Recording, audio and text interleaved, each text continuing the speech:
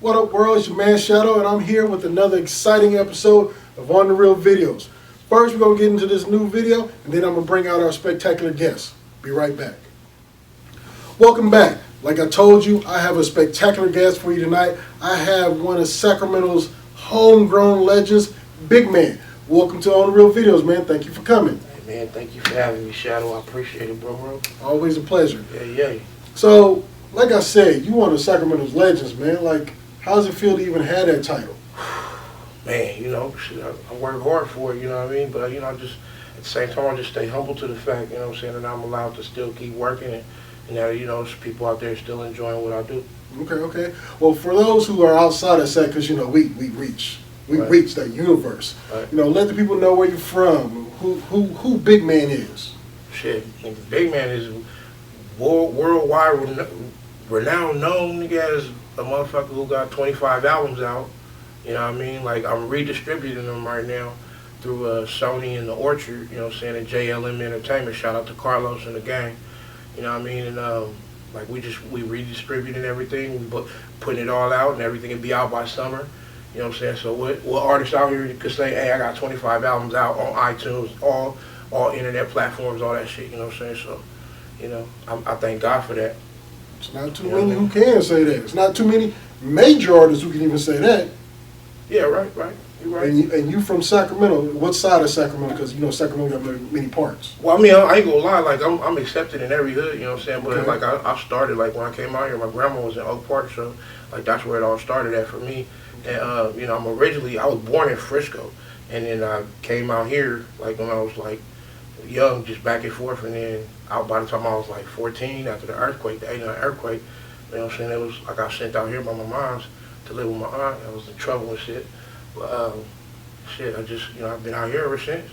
And just, made Sac my home, you know what I'm saying? People embrace me, I embrace them. I love this city, you know what I'm saying?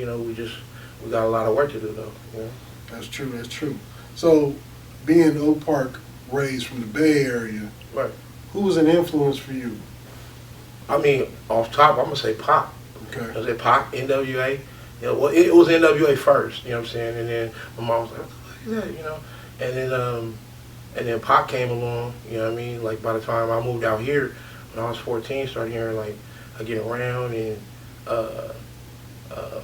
Brenda's Had a Baby, all that shit. And then he did Juice. You know what I'm saying? Fun fact, you know what I'm saying? God rest my mama's soul, you know what I'm saying? But Pac used to sell my mama dope, you know what I'm saying, in the jungle in Marin City. So that's like how close, you know what I'm saying, the spectrum, the degrees of separation, like for me to be rapping and then people accepting, what I do and, how I do it, you know what I'm saying. Like I just, it's an honor. But my running with him wasn't like a great one. Like I said, he sold my mom dope. It was at my 13th birthday party. I wanted the nigga out of my house, but he's rapping, you know what I'm saying, he's rapping on the mic, he getting at the DJ like, you know what I'm saying, give me the mic, he's like, Tupac is a fadangler, like he on the shit, he was on his hype, getting the word out.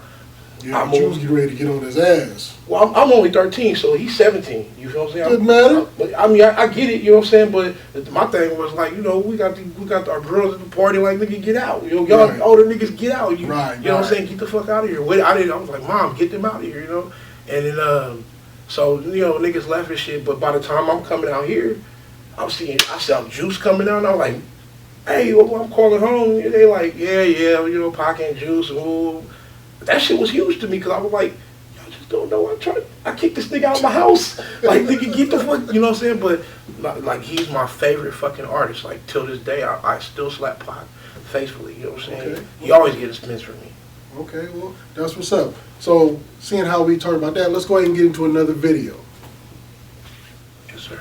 Man, it is nice hearing good music and seeing people really put their efforts in their visuals. Right. So, on the intellectual tip, what is hip-hop to BiggMann? Honestly, hip-hop to me is something you live.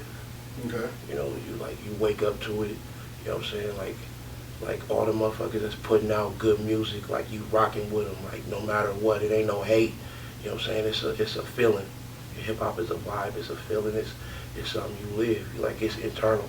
You don't just like oh, you know, I'm gonna do hip hop. Like people try and do hip hop, but you gotta be hip hop. You know what I mean? That's what I feel. It's an internal thing of oneself, you know, and how they express their music. You know what I'm saying? Because it'll come out whether it's drum pattern, you know what I'm saying, or some lyrics, or you know what I'm saying, a certain kind of cadence on your song. You know, that's what hip hop is to me. It's the makings of what we hearing. You know? Okay. So with that in mind, what state is hip hop in today to you? You hear a lot of us say, it's cliche to say, like, we in a state of disarray. You know, one can lose hope easily, you know what I'm saying, if they like not popping the most and you're looking at somebody else's followers and they got way more than you, but like it's hip hop is in dire need of some, you know, some saving. You know, you got the ones out there that's holding it together, the J. Cole's, the Kendricks, you know what I mean, you know, you got a couple people holding it together, but it's in a state of disarray because now anybody can do it. Anybody can just say, hey, you know, I'm gonna be a rapper, and you know, I want to try to take this man's job. You know what I'm saying? And where it's some people with talent that can actually eat off the shit, and then like they just letting these other, you know, I ain't hating on them, you know what I'm saying? With a laptop, a mic, and some sponge. Right, pretty much, man, you know, but like I said, I love what everybody is, you know, doing as far as ambition-wise, you know what I'm saying? Because I just watched it, you know, I don't know if you ever saw this other show called Rules to This Shit. Y'all bleep that out or whatever, you know what I'm saying? But no, we wrong here on the real video, no, bro. Well, I'm talking about the name of the show, you know, so we don't want to plug them if they, you know, give it no sponsorship or whatever. But I'm just saying, like, Two Short was on there, and he said, you know, I would give, you know, I'm gonna bet my money on the overachiever more than the person with the talent, and it really made sense to me. It's like you got somebody who's just gonna keep making albums, keep making videos, whether they're weak or not.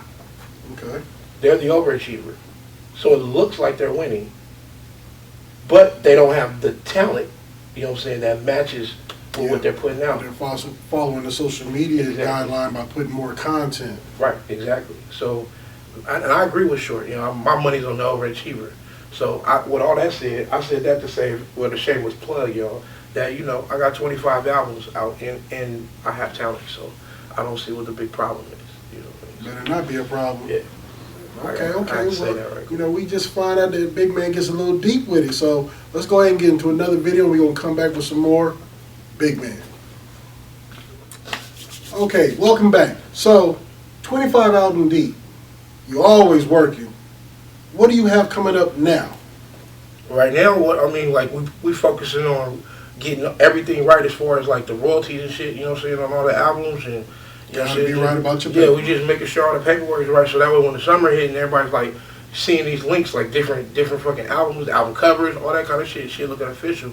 It's gonna be a whole different vibe, you know what I mean? Like, as far as new material, like, you know what I'm saying, I just did the single with Eclipse the Hustler, you know what I'm saying? Shout out to my dude out in Vegas. I just got done knocking out some stuff with my boy Balance. You know what I mean? Like, we working right now, you know what I'm saying? We hella working right now. Like, it's crazy. You know what I mean? Like, I just got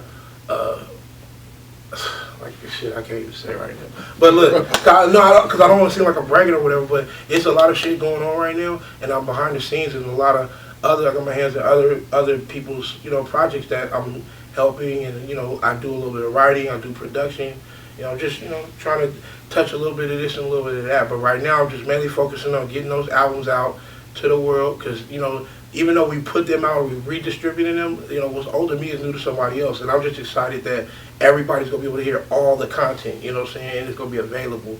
And then on top of that, like right after that, then we'll drop a new album, and then you'll see where I'm at now and who I'm working with and all that kind of stuff. So okay. You know, yeah. So when Big Man's not behind the laptop doing it, somebody's editing for their videos, or, you know, setting a microphone on fire in somebody's studio, you know, who or what does Big Man listen to?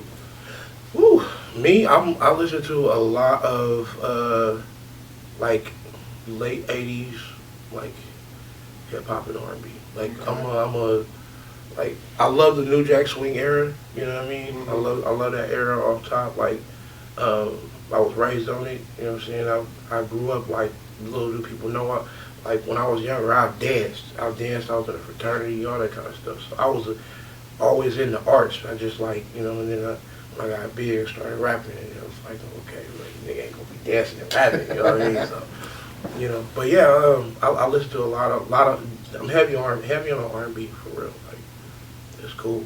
Now, today's R&B, or like you were saying, the '80s R&B, baby making R&B. Oh, most definitely, baby making. You know what I'm saying? Like you know, Alexander O'Neal, Keith Washington. You know what I'm saying? Like, going back before us. Michael Cooper. You know what I'm saying? Oh yeah. Like, yeah, you see what I'm saying? So I'm listening to, you know, with my folks. You know what I'm saying? I put it this way: when I had to go to bed and I'm hearing everybody partying in the living room, yeah, you know, and they all on drinks and shit. You know what I'm saying? Like, that's what I'm hearing. You know what I'm saying? While I'm getting ready to go to bed and I'm hearing these kind of songs, and you know what I'm saying, and all of a sudden you hear the party thinning out because of these songs, you know. Right. You party time to go home. Yeah, you know what I'm saying. Feel this vibe. My mom's would have a whole house full of adults, and then you just hear the, you know what I'm saying, party wild, you know, getting thinner with that little crying overtime music and all that other kind of shit. So yeah, Okay. It was cool. Okay, so with hip hop opening the doors that it does now for so many artists, if it could open up a door for BiggMann, what venture would you take? Movies. Okay.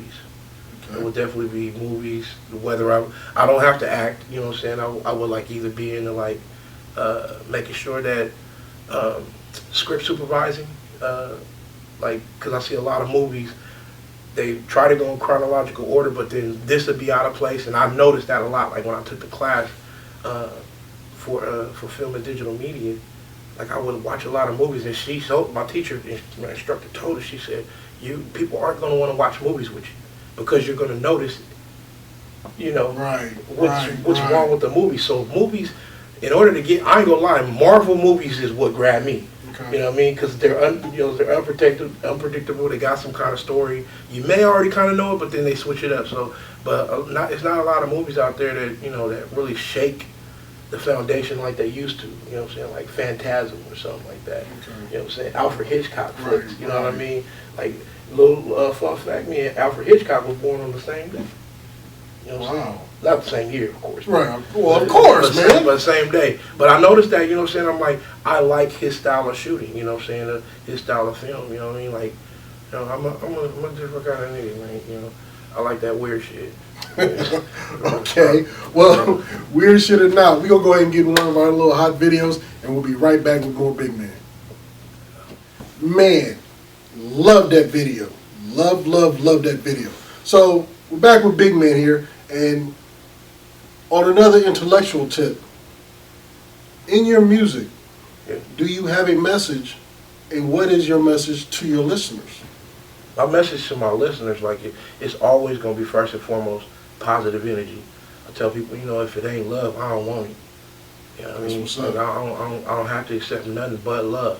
You know what I'm saying? If it's any kind of negative energy, just go that way, to the left. But yeah, right, to the left. But like, the message is clear in my music, you know what I mean? Like, it's always positive energy. I rap about things that I've been through, you know what I'm saying, or, you know, close calls, experiences. I rap about it all, you know, everything. But the main message is clear. It's always positive energy for me to use.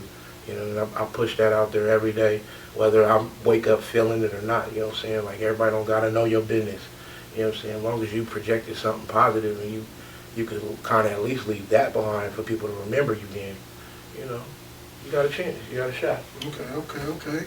Well, as always, man, I appreciate you, bruh. Yeah. Thank you for coming on the show. Hey. But, little thing we trying to do here, I need you to think of an old school video that when you hear and see it, like it's back in the day with the frat, you want to get up and stomp to it, it's a party scene. What old school video would you like to see? Honestly, man, like Rocksteady, The Whispers, you know what I mean? Like, whatever BiggMann wants is what BiggMann gets. Yeah, man, So, the Whispers, Rocksteady, you know, We gonna get into that little bit of party music. That don't move you though. What? I'm Of gonna say, course that man. that kind of I grew up in a day and age where dad and mom had a little Domino's party. Right. And it's just like the music be going, partying people, and all of a sudden start thinning out when the old school slow jams come in. Right. So we gonna get in some rock steady. Thank you for tuning in to another great episode of On the Real Videos. My man BiggMann from Sacramento. Appreciate you coming out. Yes, sir. Here's Rocksteady. See you again on The Real Videos.